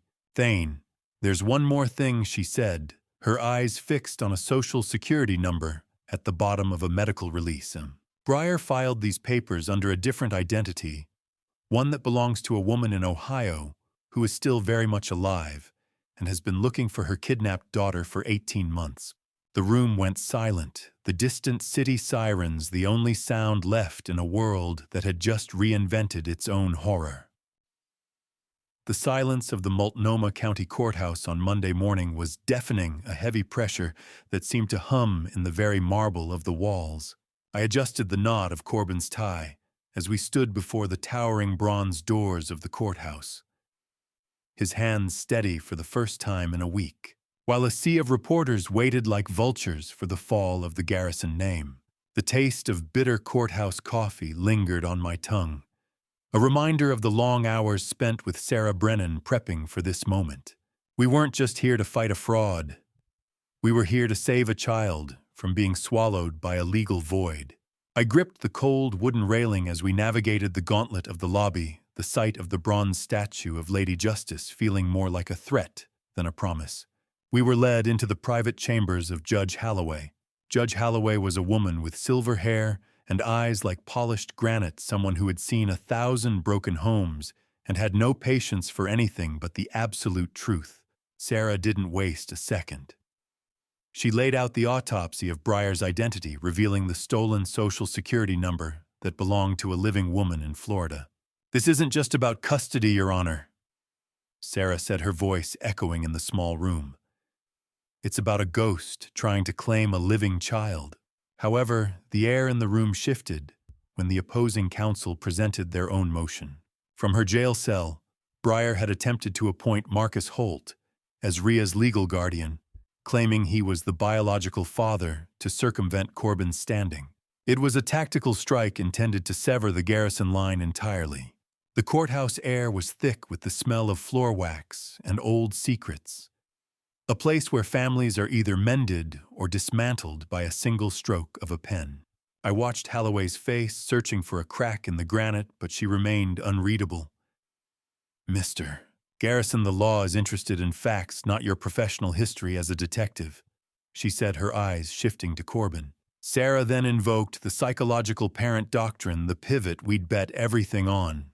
She argued that biology was secondary to the primary caregiving bond, detailing the 2 years Corbin spent as Ria's sole stable provider, while Breyer was busy manufacturing a multi-state heist.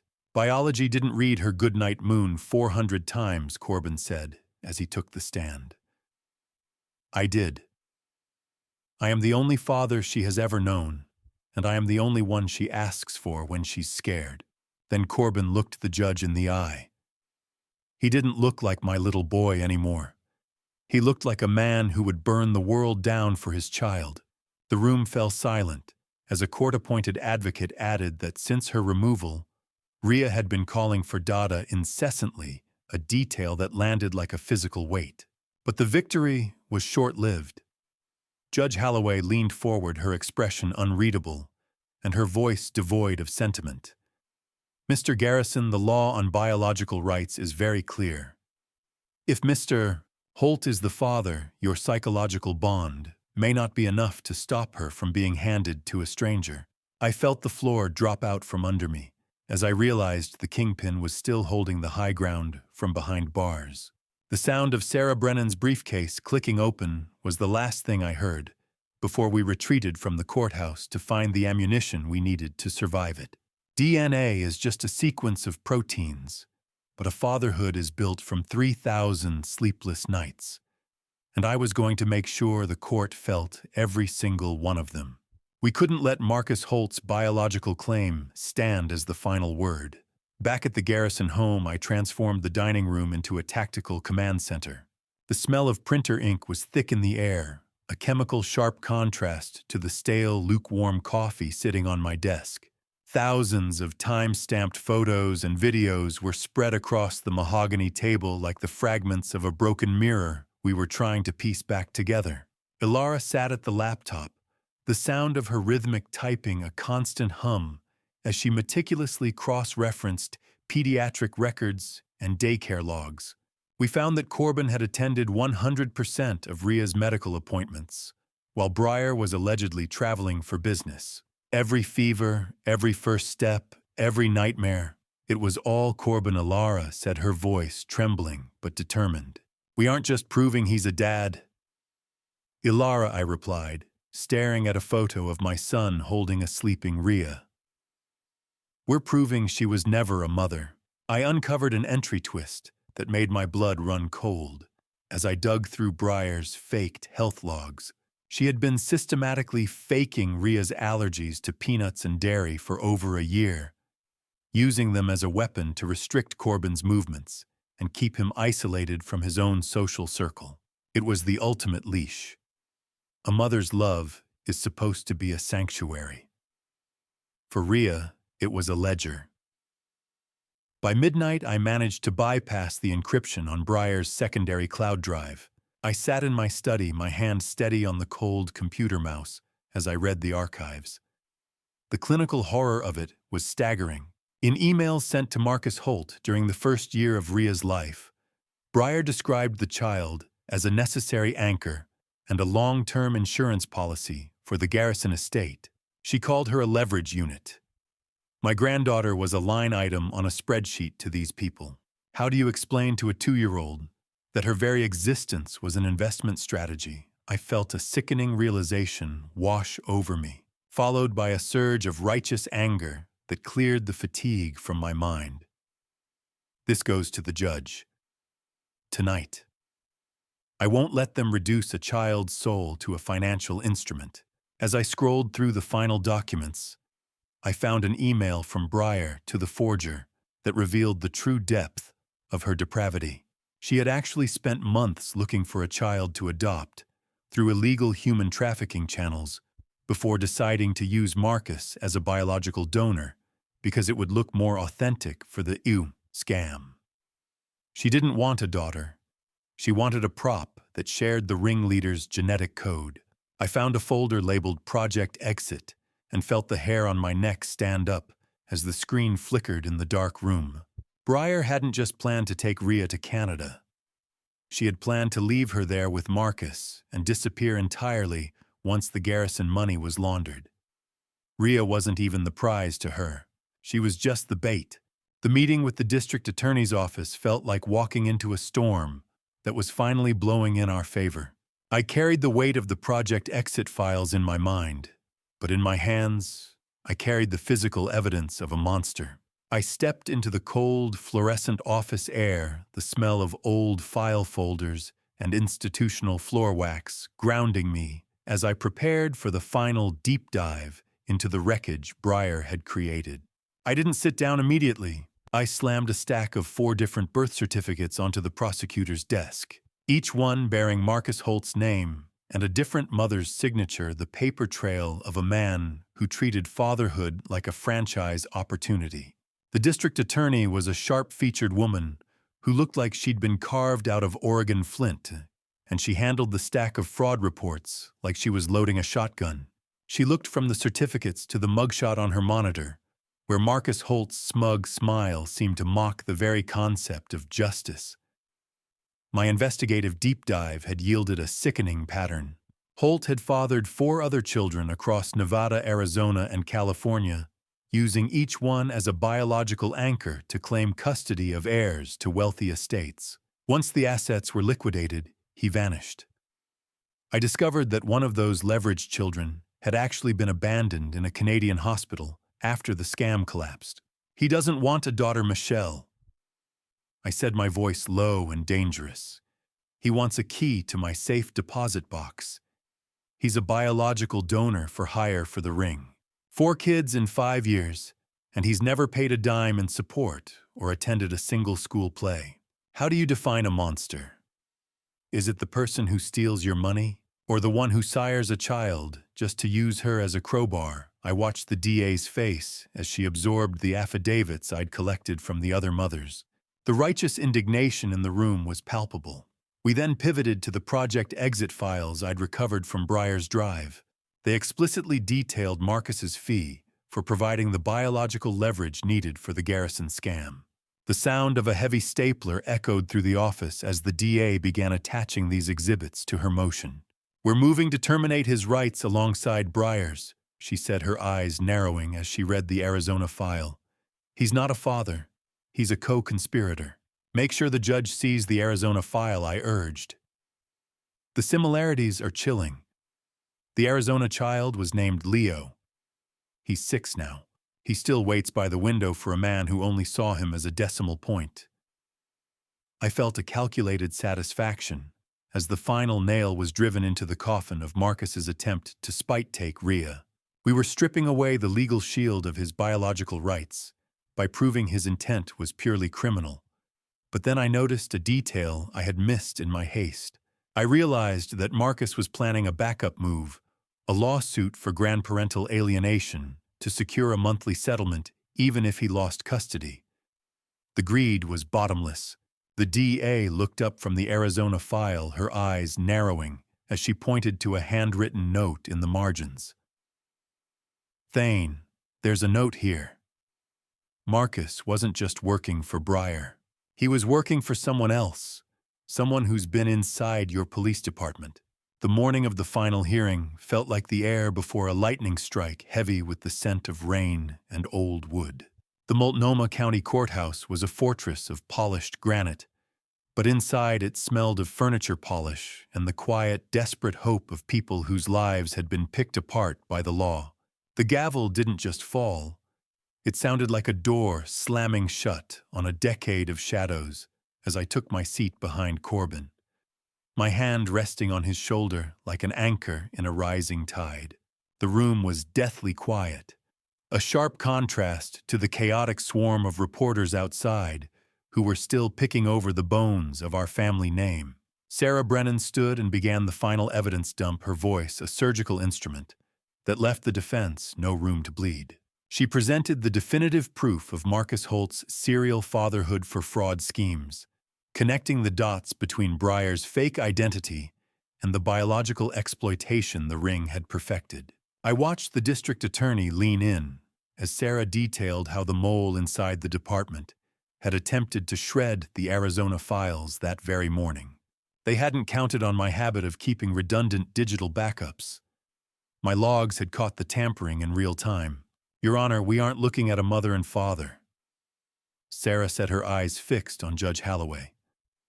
We are looking at a manufacturing plant for leverage.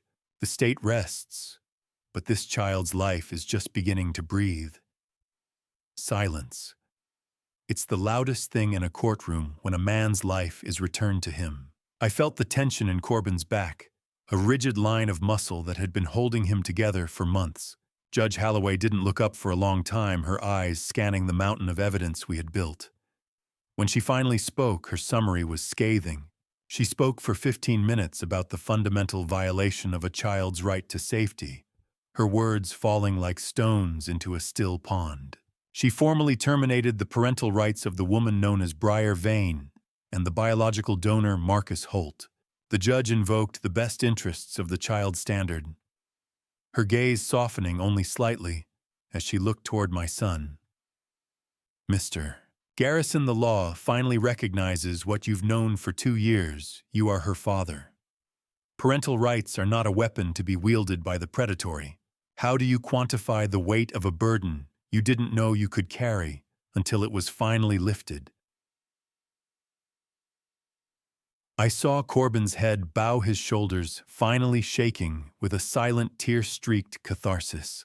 I kept my hand on his shoulder, feeling the tremor of relief passing through him.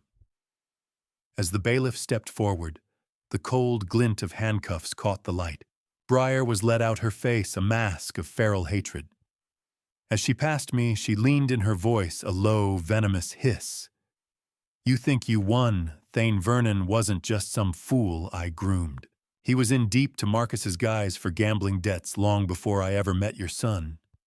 He sold you out for a clean slate. I watched her go, but my eyes snagged on a man in the back row, a face from my own precinct, who shouldn't have been there, watching the ruling with a look of cold, calculating fury. The shadow in the back of the room still haunted my steps.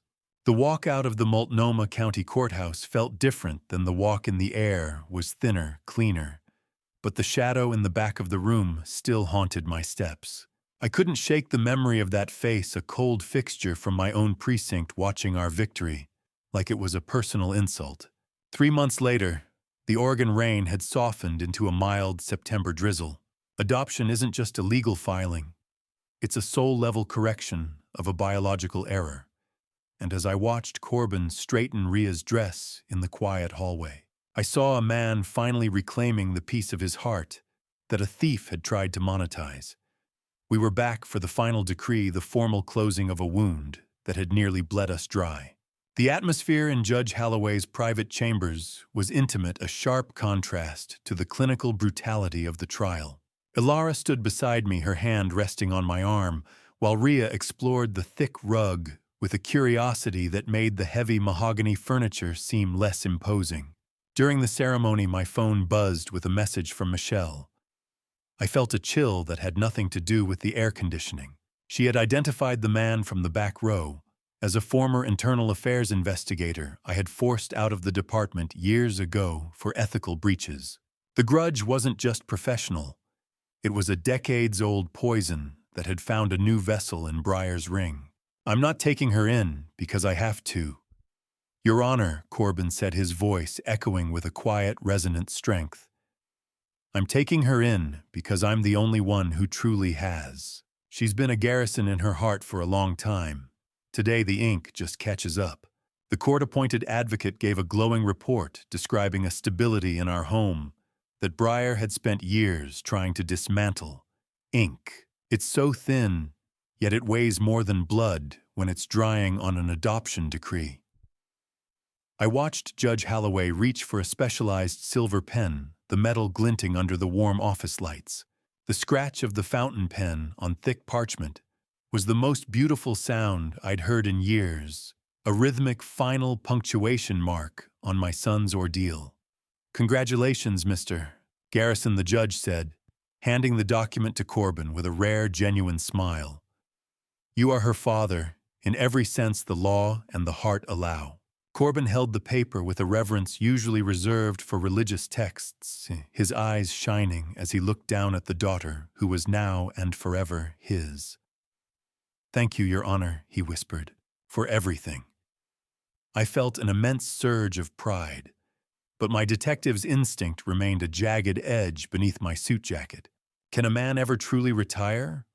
Or is the badge just something you wear on the inside of your ribs for the rest of your life? The muffled sound of courthouse traffic filtered through the glass, a reminder of the world waiting outside. As we gathered our things and moved toward the door, I leaned down to adjust the stroller. My fingers brushed against a rough paper envelope tucked into the side pocket of Ria's seat. A dead drop I hadn't seen anyone place. I opened it to find a copy of Ria's new birth certificate. A thick, violent red X had been drawn through my name. I looked at the red X on the document and felt the cold steel of my old life pressing back into my palm. The adoption was finished, but the war for my family's safety had just entered its final, most dangerous phase. The walk to the parking garage felt like a tactical retreat through a sniper's alley. Every shadow a potential threat, and every passing face a reminder that the red X on Ria's birth certificate was a live wire.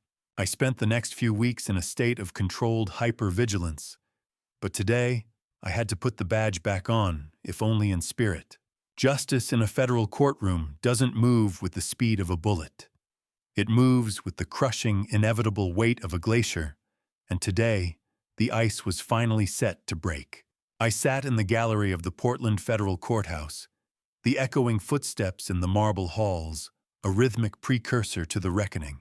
Natalie, the woman I had known as Briar, sat at the defense table. The prosecution was relentless, stripping away her carefully crafted persona and laying bare the systematic psychological grooming she had used to hollow out our lives. A surprising detail emerged during the proceedings. Natalie had maintained a secret offshore account intended for Ria's upkeep, proving she fully expected to keep the child as a permanent anchor, even after the financial heist was complete. The judge's voice was like a hammer as he handed down the sentence: 15 years without parole. I watched Natalie's defiant mask finally crack her eyes wide with the realization that a decade and a half of her life had just been traded for a failed scam. 15 years. It's a start, I whispered to the empty air, but it won't buy back the time she took from my son. A prison sentence is a strange kind of clock. It doesn't tell you what time it is, only how much time you've wasted. Marcus Holt received 20, a heavy punctuation mark, on a career of siring leverage for profit. I left the courthouse and drove toward the coast, the air getting cleaner as I pulled into a quiet veterans' retirement home. Eugene Martinez was a man whose back was still straight from decades in the Corps, but whose eyes were clouded with the specific heavy fog of a man who'd been betrayed by someone he trusted. I found him in the sunroom, the smell of hospital-grade disinfectant lingering in the air. I told him about the convictions and the recovery of a portion of his laundered funds. For the first time, the shame in his eyes began to lift, replaced by the light of the afternoon sun hitting the medals on his side table.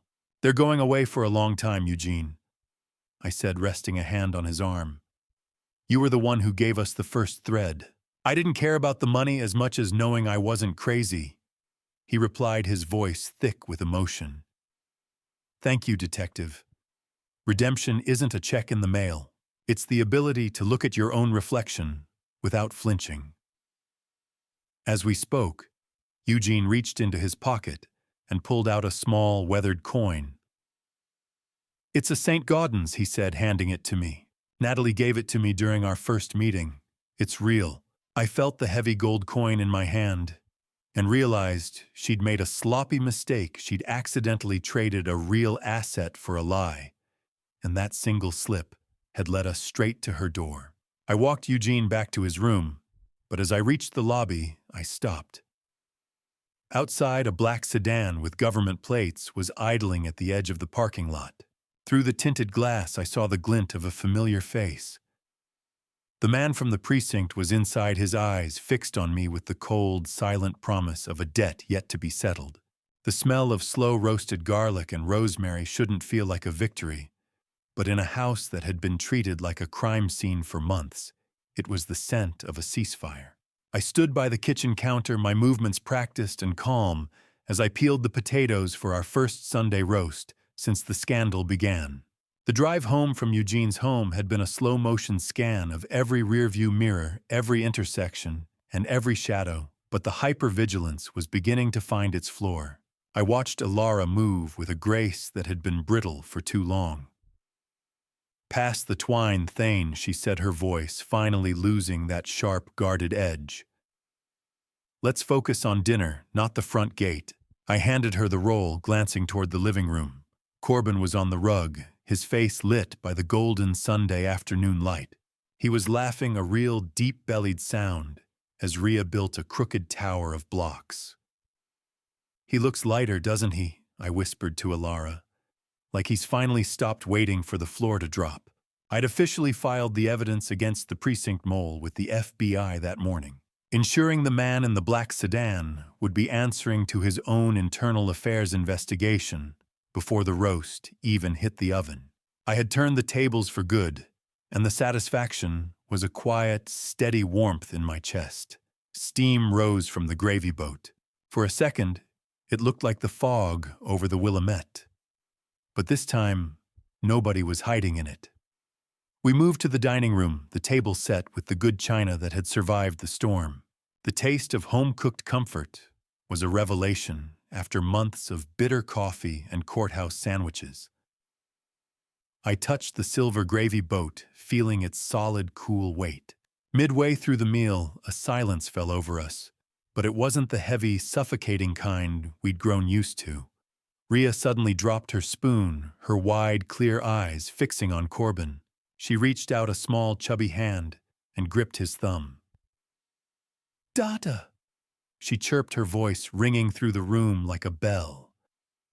Look, Dada. Corbin froze, his fork hovering in midair.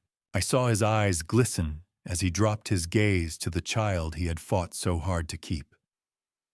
"I see you, sweetheart," he whispered, his voice thick with a deep emotional catharsis.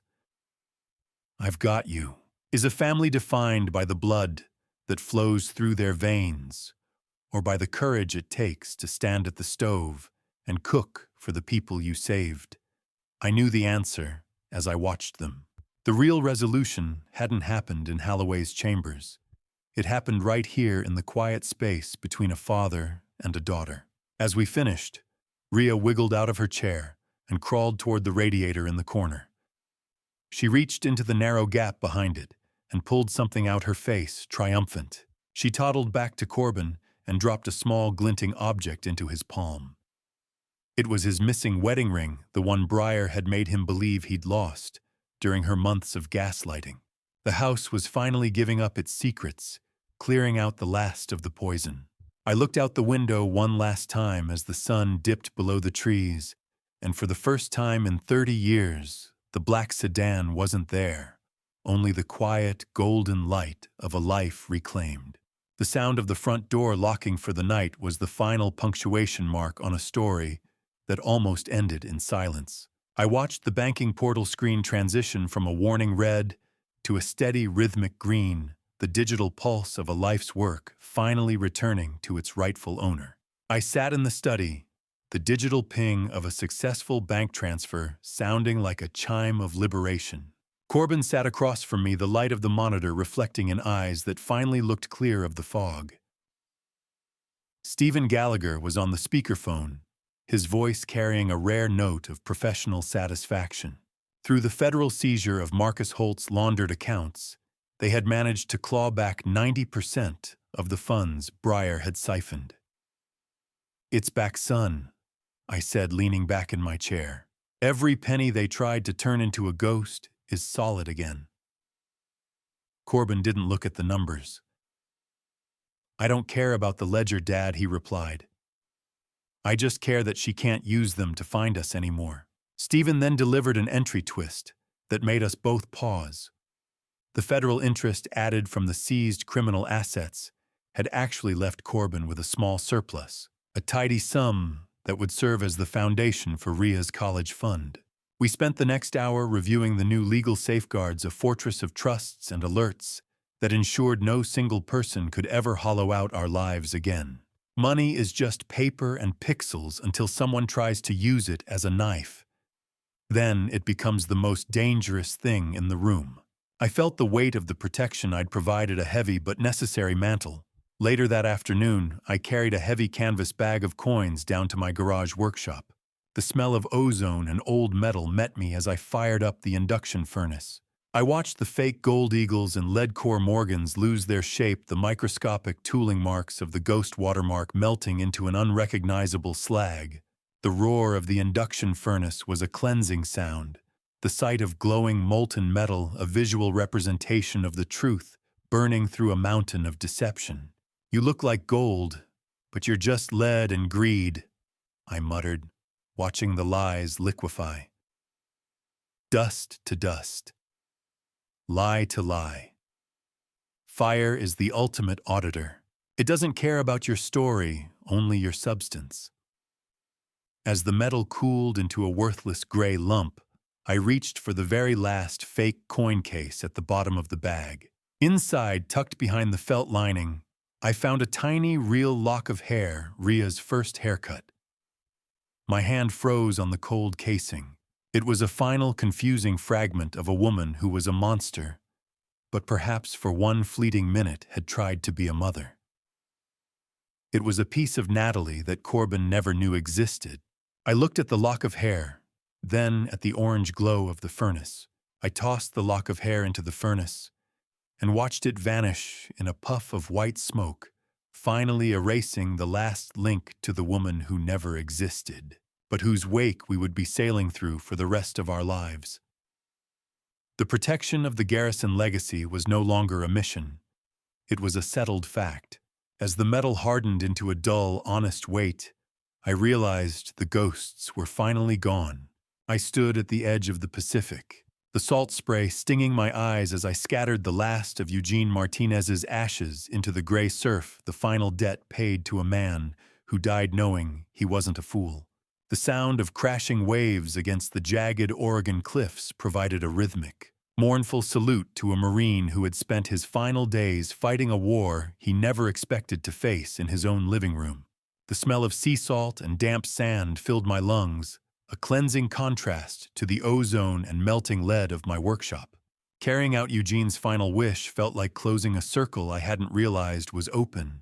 The recovery of his money hadn't just been a financial victory. It allowed him to die with his straight-backed dignity intact, rather than in the suffocating shadow of shame. I reflected on how his small gold coin, the ghost that Natalie had sloppily traded away, was the single thread that saved my own family. To honor that legacy, I had used the small surplus from the criminal asset seizure to set up a modest scholarship in Eugene's name for children of veterans. "You weren't just a victim, Eugene," I whispered to the wind. "You were the first line of defense. Rest easy, Marine. The watch is covered." An entry twist awaited me back in my study, tucked inside a sealed letter Eugene had left with his estate lawyer. It contained a name, a silent partner in the precinct, who had protected the ring's interests. My stomach dropped as I read the confirmation. The mole wasn't just a disgruntled investigator, but a high-ranking captain I had trusted for a decade. A predator doesn't go away just because you beat them. They just find a different forest to hunt in. By January, I had returned to my morning workout at the gym, where the Trojan horse had first entered Corbin's life. I moved through the rows of machines, my eyes habitually scanning the room for the timed spills and the over-eager smiles of professionals. I found myself watching a young man on the stationary bikes, looking vulnerable and distracted, the telltale wedding ring, tan line on his finger, screaming of a recent divorce. Within minutes, a woman approached him. Her approach too perfect. Her smile too practiced. You think you're safe because you locked the door. But remember, the person who sold you the lock might still have the key. I didn't intervene directly.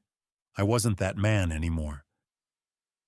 Instead, I pulled my phone and made a quiet call to Michelle. "I'm at the East Side branch," I said, my voice dropping into a low, lethal frequency. "Row 4 stationary bikes. We have a live one. Retirement doesn't suit you." Thane Michelle's voice crackled through the line. "You're still seeing the ghosts before they even appear." Maybe she was right. But as I adjusted my position, the woman I was watching suddenly looked up. She didn't look startled. She looked straight into my eyes and offered a faint, mocking salute. A jolt of adrenaline, cold and familiar, spiked through my chest. She knew exactly who I was, and she wanted me to know she was there. I tightened my grip on the cold steel pull-up bar, my heart rate steadying into a lethal rhythm as I realized the ghost watermark wasn't a signature of the past, but a calling card for the future. The war for my family's legacy wasn't over. It had just evolved into a much longer game. I stood in the doorway of the nursery, the soft glow of the nightlight carving out a world where the only thing that mattered was the steady rise and fall of a child's chest. The house was quiet now, a deep restorative silence that I hadn't allowed myself to feel in over a year. Returning from the gym, I had performed a final mental post-mortem of the case I'd codenamed 120KV7.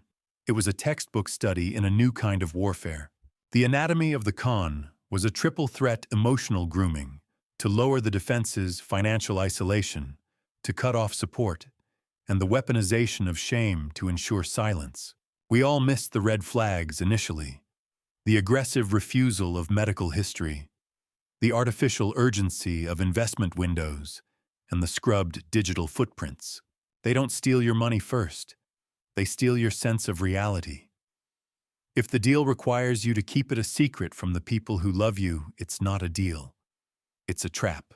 As I stood in the hallway, I thought of a secret I would carry to my own grave. I had discovered that the name Rhea wasn't chosen for its classical beauty, but because it was the name of the lead forger's mother, a final. Hidden branding meant to mark my family as their territory. My son would never need to know that. You might think this is just a story about a bad marriage, but look closely at your own accounts, your own relationships. Are you sure you know who's holding the pen? I watched as Corbin leaned over the crib, tucking the blanket around Rhea with a tenderness that made my throat tight.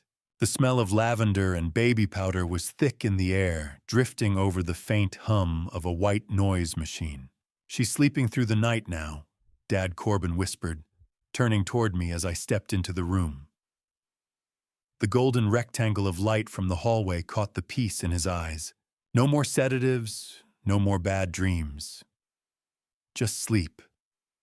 I rested my hand on his shoulder, feeling the solid reality of the family we had fought to keep whole.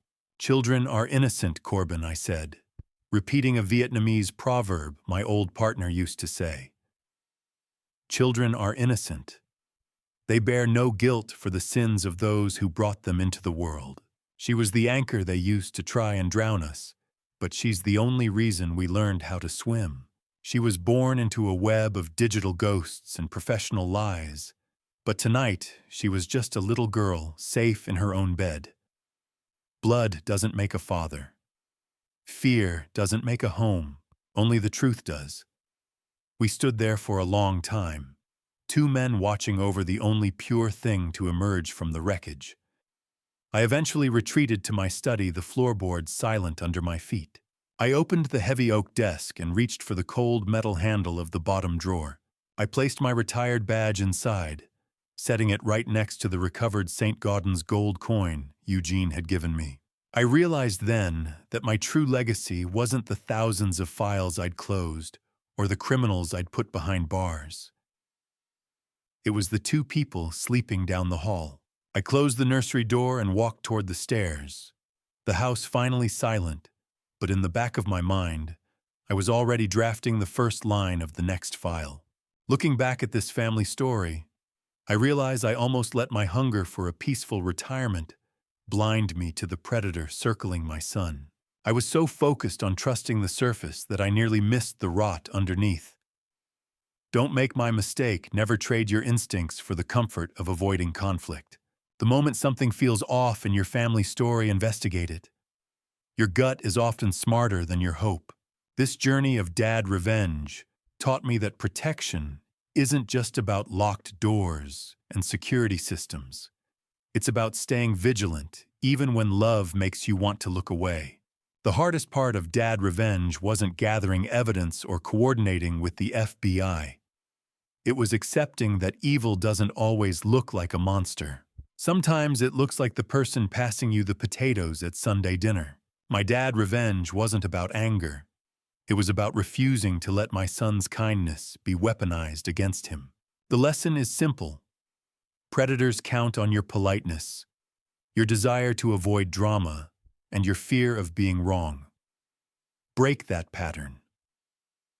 Ask the hard questions. Demand the uncomfortable answers.